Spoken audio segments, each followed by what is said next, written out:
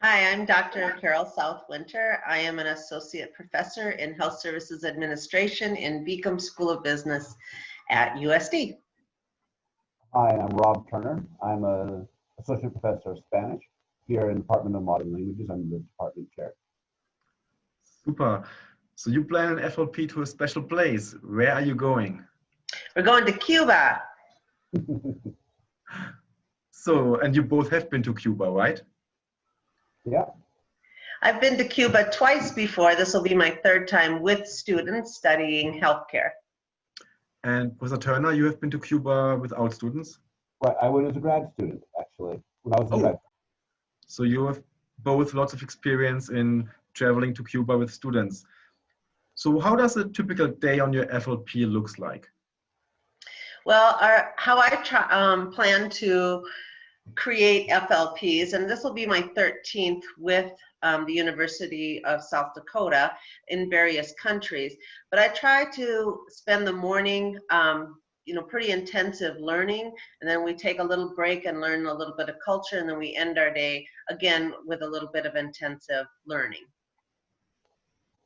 So, Professor Turner, you're teaching Spanish in Cuba with the other group joining. So, how you incorporate teaching Spanish in Cuba? Well, one of the things is the course is designed to fit into the health sciences. And so we're going to be studying the Cuban medical system, but we're going to be doing it in Spanish. So it'll be integrated into every word that is said, every meal that we eat, the people that we talk to. It's going to be part of everyday life. It's not going to be a separate sit down and read the book.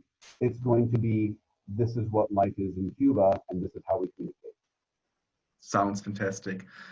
So, Professor South Winter, what is your favorite place to go, or what is the highlight in your FLP in Cuba? Oh, I think that's really difficult because so many of the various aspects, you think, oh, that was amazing. I can't believe we had access to that. I can't believe we learned that. But I would say from my three previous experiences, the one thing that weaves through it is food. The food is fantastic. It's all included. All the meals are included. We are at sometimes 5-star restaurants. I had steak and lobster 3 days in a row once, and we had requested, could we please just have an empanada from some street food one day.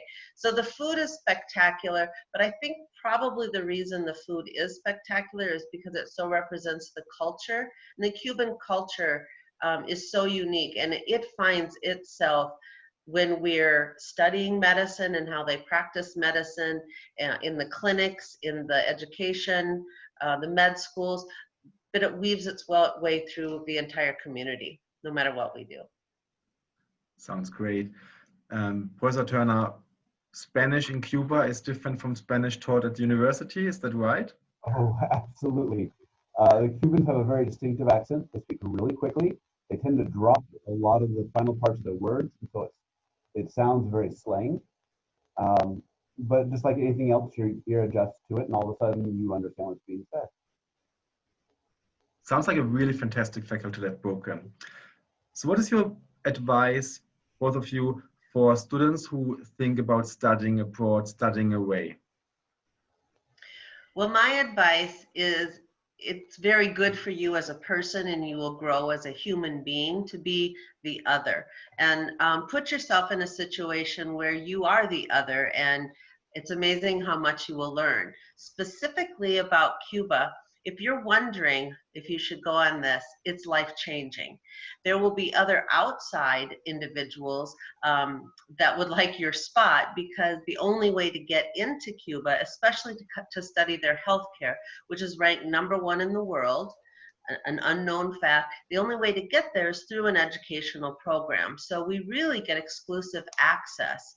And the world agrees right now that U.S. healthcare is broken.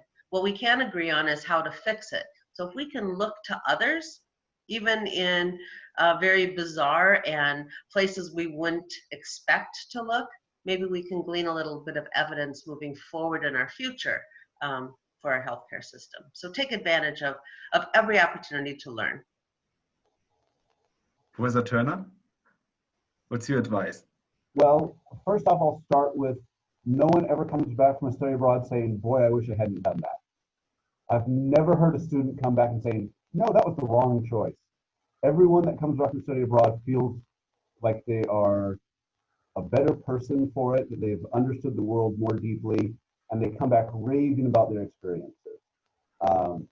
That's one thing. The other is that this time of life is really the best time to go. It's that beautiful combination of I almost got enough money and I don't have enough family commitments or job commitments to keep me down. If you wait until you have enough money, you'll be too busy and you'll never go. You'll be in Disney World. Not that there's anything wrong with that. Right, but you'll be chasing Mickey Mouse in 95-degree weather, hoping your 3-year-old doesn't, eat too much. Which is nothing wrong with that, but it's not the same as being abroad. So the timing is perfect. This is the time to go. Right. Young enough to explore adventures, but old enough to learn a lot out of these adventures, right? Yeah. Yeah. Thank you so much for your time. I highly appreciate it. I know the faculty-led program to Cuba is really specific or like extraordinary because of the visa situation. The university is taking care about the visa so that every traveler is eligible and gets a visa when going there. And yeah, I hope this will be a great success. Thank you so much for your time.